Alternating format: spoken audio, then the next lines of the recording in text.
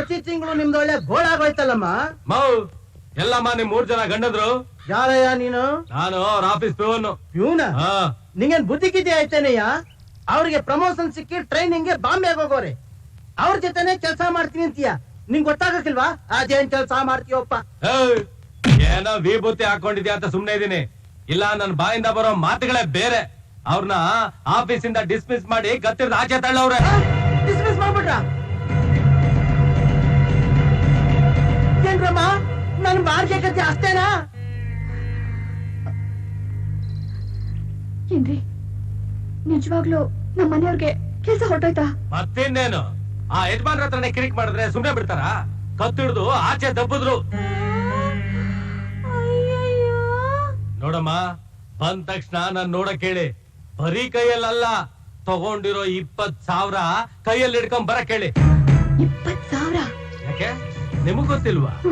ಗಾಡಿಗೆ ಅಂತ 10,000, ದೀಪಾವಳಿಗೆ ಅಂತ 7,000, ಗುಂಡಾಕಕ್ಕೆ ಮತ್ತೆ ಊರ್ ಸುತ್ತಕ್ಕೆ 3,000, ಒಟ್ಟು 20,000. 20,000? ಏನ್ರಮ್ಮ, ಏನು ಗೊತ್ತಿಲ್ದೇ ಅವ್ರ ತರ ನೋಡ್ತಾ ಇದ್ದೀರಾ? ಅವರು ದೀಪಾವಳಿಗೆ ಅಂತ ತಗೊಂಡಿದ್ 7,000 ಬಗ್ಗೆ ಗೊತ್ತು, ಬೇರೆ ಯಾವ್ದ್ರ ಬಗ್ಗೆನೂ ನಮಗ್ ಗೊತ್ತಿಲ್ಲ ಅಣ್ಣ. ಅರೆ, ಸಾಲದಲ್ಲಿ ತಂದಿರೋ ಗಾಡಿನಲ್ಲಿ ಊರ್ ಸುತ್ತಕ್ ಗೊತ್ತು, ಸಾಲ ತಗೊಂಡ್ರದ್ ಮಾತ್ರ ಗೊತ್ತಿಲ್ವಾ? ಅದೆಲ್ಲ ನನಗ್ ಗೊತ್ತಿಲ್ಲ. ಬಂದ ತಕ್ಷಣ ದುಡ್ಡು ಕೊಟ್ಟು ಕಳ್ಸಿ, ಇಲ್ಲ ಅಂದ್ರೆ ಉಸಿರು ತೆಗೆದ್ಬಿಡ್ತೀನಿ. ಮುಚ್ಚಯ್ಯ, ಆ ತರ್ಲೆಗಳನ್ನ ನಂಬ್ಕೊಂಡು ಅದ್ ಹೆಂಗಯ್ಯ 20,000 ಕೊಟ್ಟೆ? ನಾನೇನು ಅವ್ರ ಕೆಲಸ ಸಂಬಳ ನೋಡ್ಕೊಂಡು ದುಡ್ಡು ಕೊಟ್ಟಿಲ್ಲ, ಸ್ವಂತ ಮನೆ ಇದೆ ಅಂತ ದುಡ್ಡು ಕೊಟ್ಟಿದ್ದೀನಿ. ಏನಯ್ಯ ಹೇಳ್ತಾ ಇದ್ಯಾ? ಈ ಮನೆಗಳನ್ನೆಲ್ಲ ಅವ್ರ ಸ್ವಂತದ್ದು ಅಂದ್ರ? ಓ, ಇದನ್ನ ಮಾರಾದ್ರೂ ಸಾಲ ತೀರಿಸ್ತೀನಿ ಅಂದ್ರು. ಏನಂದೆ? ಮೋದಕ ಅಂತ ಸುಮ್ನೆ ಬಿಟ್ಟಿದ್ದೀನಿ, ನನ್ನೇ ಹೊಡಿತೀಯಾ? ನನ್ ಮನೇನ ಅವ್ರ ಮನೆ ಅಂತ ಹೇಳ್ತಾ ಇದ್ಯಾ? ಕೇಳ್ಕೊಂಡು ಸುಮ್ಕಿರ್ಬೇಕಾ? ಏನೋ ಇದು ನಿಮ್ಮನೇನಾ?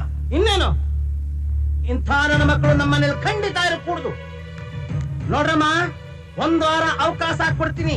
ಅಷ್ಟ ಮನೆ ಖಾಲಿ ಮಾಡ್ಕೊಂಡು ಹೊಂಟೋಗಿ. ಇಲ್ದಿದ್ರೆ ಮನೆ ಸಾಮಾನೆಲ್ಲ ಹೊರಗಾಕಿ ಮನೆಗೆ ಬೀಗ ಹಾಕ್ಬಿಡ್ತೀನಿ. ಕೂಸ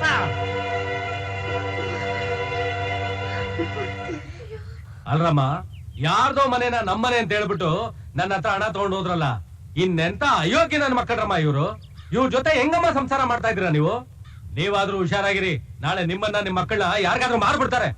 ಲವ್, ಹಿಂಗೆ ಮಾತಾಡ್ತಿದ್ರೆ ಹಣ ವಸೂಲಾಗೋದ್ ಕಷ್ಟ. ಒಳಗ್ ನುಗ್ಗಿ ಇರೋ ಬರೋ ಸಾಮಾನೆಲ್ಲ ಎತ್ಕೊಂಬರ್ರೋ.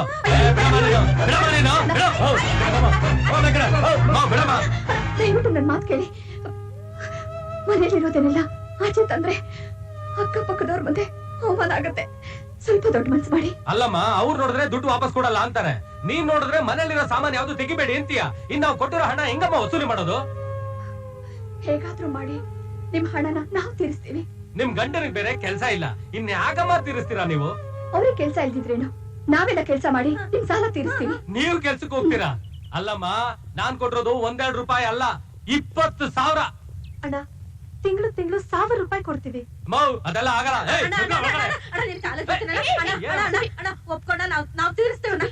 ಬಿಡಿ ಬಿಡಿ ಬಿಡಿ, ಏನೋ ಹೆಣ್ಮಕ್ಳು ಕೇಳ್ಕೊತಾ ಇದೀರಾ ಅಂತ ಇವತ್ ನಾನ್ ಸುಮ್ನೆ ಹೋಗ್ತಾ ಇದ್ದೀನಿ.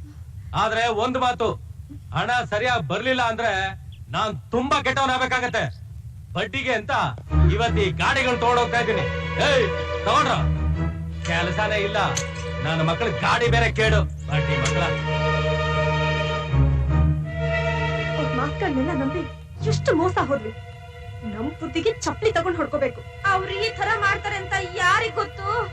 ಈಗ ಗೊತ್ತಾಯ್ತಲ್ಲ, ಇನ್ ಸುಮ್ನೆ ಇದ್ರೆ ಉಳಿದಿರೋ ಅಲ್ಪ ಸ್ವಲ್ಪ ಮಾನ ಮರ್ಯಾದೆನೋ ಮಣ್ಪಾಲಾಗತ್ತೆ. ಈಗ್ಲೇ ಹೋಗಿ ಸುಗುಣನ ಮೀಟ್ ಮಾಡೋಣ, ಕೆಲ್ಸಕ್ಕೆ ಸೇರ್ಕೊಳ್ಳೋಣ.